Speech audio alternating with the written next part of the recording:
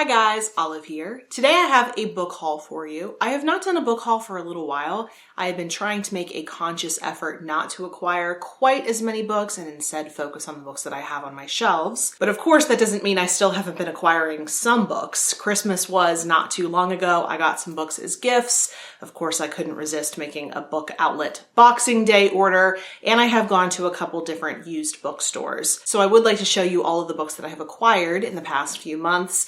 In my most recent book hauls, I have separated fiction and nonfiction and given them their own sections. In this book haul, it's going to be a mixture of both. The first book that I'd like to show you was a Christmas gift from my husband, and that is The Power by Naomi Alderman. I am sure you have heard of this, considering it has been all over BookTube and won the 2017 Bailey's Women's Prize. This is literary fiction with just a sprinkle of sci-fi in there, considering that in this book, women all of a sudden develop the power to emit electricity out of their bodies. Very suddenly, with this ability, women become the physically stronger sex, and it completely changes the power dynamics between the sexes. I was really interested in that premise even before this book won the Bailey's Prize, so I will be very interested to pick this one up this year. These next two books were also Christmas gifts from the same friend, the first book being The Sun and Her Flowers by Ruby Kaur. This is a collection of poetry. You may have heard of Ruby Kaur's previous poetry collection, Milk and Honey, that was tremendously popular on BookTube a while back. I am trying to get more into poetry, so when I am in the mood, I will be excited to pick this up. And the other book my friend got me is A Teaspoon of Earth and Sea by Deena. This book is set in 1980s Iran, where two twin girls grow up being fascinated by America. So when their mother disappears with one of the twins in tow, the other daughter that is left behind, Saba, imagines that they went on to America and envisions the life that they must be leading there. This sounds really beautiful. My friend knows my taste very well. The first nonfiction book that I would like to show you is called The Speckled Monster, a historical tale of battling smallpox by Jennifer Lee Carell. This book tells the true story of two parents in the 18th century desperately fighting to find a way to protect their children from smallpox after barely surviving it themselves. To do so, they defied the medical knowledge of the day and borrowed from folk knowledge. I am such a weirdo, but I am fascinated by books on disease. I know very, very little about smallpox, and I don't think I've ever read anything that discusses how people felt about smallpox back then. And then a new book that I couldn't resist picking up in the bookstore is Sourdough by Robin Sloane. This is by the author of Mr. Penumbra's 24-Hour Bookstore, and just like that book, is set in the Bay Area. This book follows a female programmer, Lois, who is given a sourdough starter by the owners of her favorite bakery when they are forced to close up shop due to visa issues. That sourdough starter helps her not only bake delicious bread, but also ushers change into her life. Just like Mr. Penumbra's 24-Hour Bookstore, this sounds super cute. I've been saving this one for the spring. I also picked up Rasputin, Faith, Power, and the Twilight of the Romanovs by Douglas Smith. I picked this book up because it's a big new biography of Rasputin, and I'm me. The next book I'd like to show you is called The Ghost Apple by Erin Theour. I picked this book up because it sounds like a seriously bonkers satire of a financially strained college who is forced to go into a partnership with a big snack food corporation. It's also told using a mixed media format, so it uses letters, blog posts, tourism pamphlets. When I'm in the mood for one, I love a good satire, and this sounds like a ton of fun. Moving back to nonfiction, I also picked up A History of the World in 6 Glasses by Tom Standage. This is the story of humanity from the Stone Age up to the 21st century, through the lens of beer, wine, spirits, tea, coffee, and cola. I'm a big fan of all of those beverages, so I know I'm going to enjoy this one. I also picked up Loner by Teddy Wayne. This is a campus novel about a high-achieving yet socially awkward student heading to Harvard, looking to be ushered into a flourishing social life. Yet, that doesn't happen, and instead he becomes infatuated with a girl and starts to compromise himself in order to enter her world. As you may know, I am a sucker for a good campus novel, or anything that reminds me even remotely of the plot of Gossip Girl.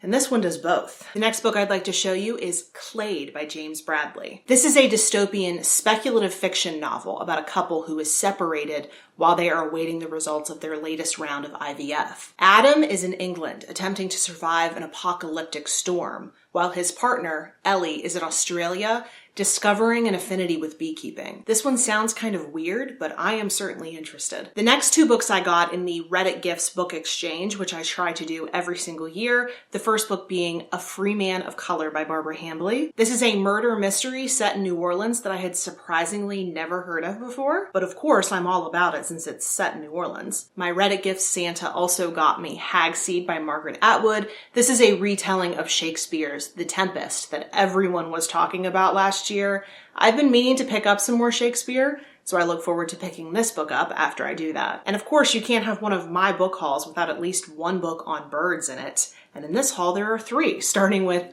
In the Company of Crows and Ravens. This was a Christmas gift from my husband. This book is all about the curious different ways that crows and ravens and humans interact. And I also got Beaks, Bones, and Bird Songs, How the Struggle for Survival Has Shaped Birds and Their Behavior by Roger J. Lederer. This book is all about different bird adaptations. I am sure that I have learned some of what is contained in this book in other books that I've read on birds, but I don't care because I want to own all the bird books. The last book on birds that I have to show you is Owl by William Service. This was a Christmas gift from my best friend, and it was a really cool coincidence that she ended up buying this one for me because I had seen Steve Donahue talk about this book and really wanted to read it after he praised it so highly. I put it on my Goodreads TBR and then figured I'd pick it up someday in the future. My best friend, meanwhile, was looking for a Christmas gift for me, looks on Amazon and independently sees this book and selects it for me. We were opening gifts with each other over FaceTime and I was absolutely floored that she picked this one when I had just put it on my Goodreads TBR. This one is very tiny. I anticipate I will be picking it up very soon. And then I have some classic books, or at least some books related to classics, the first being Wide Sargasso Sea by Jean Rhys. I have heard quite a few people talk about this book here on BookTube. This is an exploration into one of the characters in Jane Eyre, Bertha, the mad woman in the attic. This book follows her as a young woman in the Caribbean, sold into marriage to Mr. Rochester. This seems like a really interesting take on a classic that I love dearly. And then I also got To the Lighthouse by Virginia Woolf. I have never read any Virginia Woolf, and frankly, I'm rather ashamed of that, so when I saw this gorgeous copy, I knew I had to pick it up. And then recently I took a trip to my local used bookstore. I had two very large bagfuls of books to turn in for credits. I earned quite a bit of credit on that trip and was interested to see if they had any books by Elizabeth Gaskell. They had nearly her entire collection, so I decided to pick them all up with the credit that I had. So we have Cranford, Sylvia's Lovers, Mary Barton, Ruth, Cousin Phyllis and Other Tales, and my favorite book of last year, Wives and Daughters. I can't tell you how happy I am to now have my own copy of this book. It felt like a void in my life that I did not have a copy of Wives and Daughters, and since I loved it so much, I'm really excited to go through the rest of her works. I saw this next one also at a used bookstore and was really intrigued by it. It is called Athena by Noelle Revis. This is an obscure novel translated from French about an obsessive love affair between a successful actor and a passionate theater goer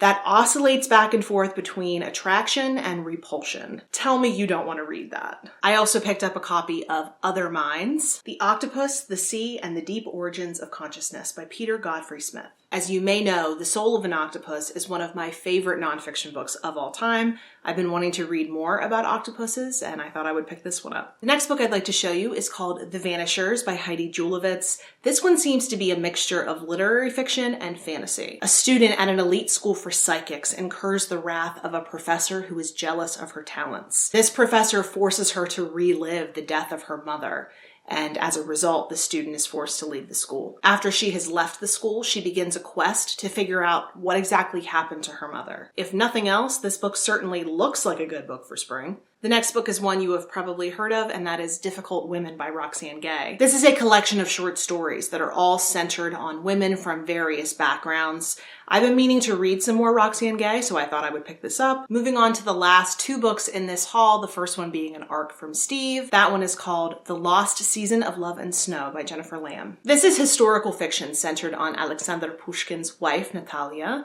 shining star of the St. Petersburg court. I am assuming this is going to be heavily dramatized, but I will be able to know what is fiction and what is fact, considering I just read a giant biography on Pushkin. The last book I have to show you is The Lonely Hearts Hotel by Heather O'Neill. Jennifer from Insert Literary Pun here definitely inspired this purchase because she raved about this book. This is a dark, circus-inspired love story about two orphans whose talents allow them to rewrite their futures. When I start feeling that itch for something similar to the Night Circus, I'm turning to this one first. So those are all the books that I have picked up recently. If you've read any of these books, if you've heard about any of them, or if you now want to read them after hearing me talk about them, I would love to hear from you in the comment section below. Or if you would like to chat with me somewhere other than YouTube, I am on a variety of different places on social media. The links to all of my profiles are linked in the description box below. Thank you so much for watching. I hope you're having a wonderful day, and I will see you in the next video. Bye.